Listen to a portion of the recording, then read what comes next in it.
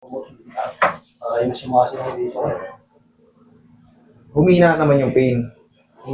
Humina naman. Hindi, ito, pinabalik ko talaga to nung nakaraan kasi. Ang nangyayari, ang kwento kasi sa akin ni Eric, sabi niya ano raw sa basketball. Ang kwento mo naman sa akin, yung kabrang pinili, yung binayo mo ng kabra. Kumbaga, siyempre, yung nakaabot sa akin, mali-mali. Pero sabi ko sa kanya, kasi under ano siya under, nung nakarangin ko, under ano pa siya, magang-maga. Sabi ko nga, balik ka sa akin. Okay lang naman yun. Tama lang yung bumalik ka sa akin.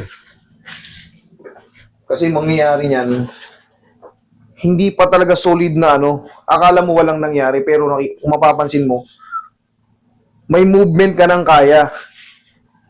Under swelling kasi ng, kumbaga, mataas na mataas yung swelling niya nung nakaraan. Tinansya ko na, sabi ko, mukhang ano, sinabi ko lang 3 to 4 days. Pero bumalik ka sa akin. Bakit? Tansya ko na alam kong hindi pa maghihil ng gano'n. Sobrang lakas ng pamamaga.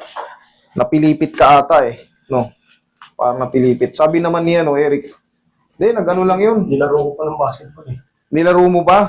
Kaya yun siguro sinasabi niya. Tama rin pala. Totoo, kasi yung tropa niya, barkada ko, sinabi sa akin, Master, yung tropa ko, naglaro ng basketball Meron pa palang unang nangyari, tapos nilaro mo ng pilit. Yun pala nangyari. Tumugma, dugtungan pala. Kumbaga na double damage ka nung ano. Kasi hindi pa kasi masyadong masakit. Kaya nung unang punta mo rito, konting ganyan ko lang alam ko na talaga sobrang maganong loob. Kaya balik lang, sabi ko. Pero bibihira ako nagpapabalik ng ano. Kumbaga, mayroon lang, ini-estimate ko lang din sa loob kung dapat pabalikin. Tama yung sinabi siya, di ba? Sabi ko, bumalik ka. Di bumalik. Ina-accept ko naman yan.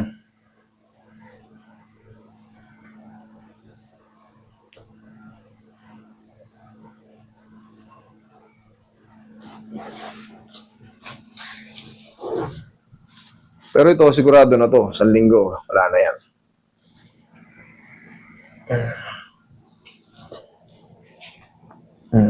Tsaka nung nakaraan, hindi natin halos maganyan, sir. Di ba? Pansin mo? Konting ano lang. Sumasakit. Dapa. Hindi ko mapuwersa. Kaya tansya ko na yung ano Tsaka hindi mo mahawak ng ganyan yan. Di ba? Oo. Kahit pa paano. Hindi lang talaga nakapag-full heal, pero okay na to. May natira lang dahil sa swelling.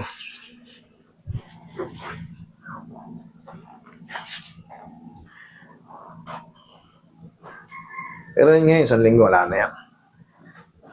Wag mo lang munang laro, ha? Huwag mo munang i-basketball. Kasi yung konting pain, gaya nga na sinabi mo, may pain na yan nung nagkabra ka. Tinansya-tansya mo, kaya pa naman anong ginabot mo? Diba? Lumpo. Diyan ka lang muna.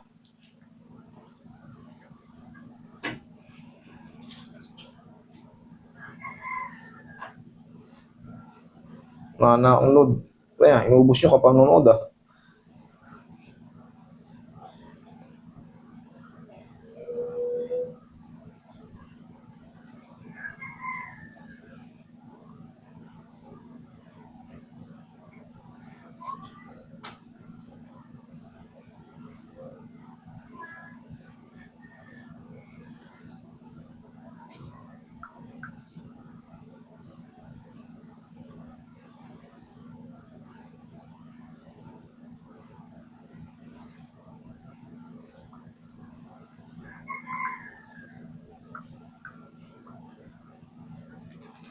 Okay, tihaya ka.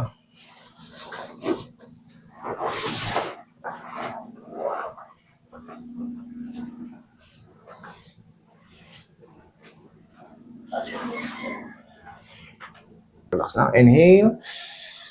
Exhale. Yung natira na lang na yan, sir, yung swelling sa loob. Pero yan, in a few days, dire-diretso na yan. Kasi, kung mapapansin mo, nagbago na yung kirot. Hindi na siya yung talagang kunting ganun. Masayad. Sa adjustment na yon, hindi mo lang napapansin, may tulong yun. Okay, tapos habang lumilipas yung mga araw, dire-diretso na. Okay, upo ka. Kung nagmumotor ako, hindi po talaga para maano.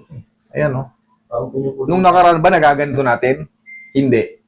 Hindi, di ba? Hindi kayang ganun. Ngayon, nagaganyan na. Dire-diretso na yan, okay? Idol, siyempre, sa pagmumotor, underswelling ka, ano bang ginagamit natin sa pagmumotor?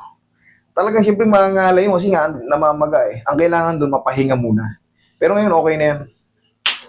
Okay? Sige, pahinga lang.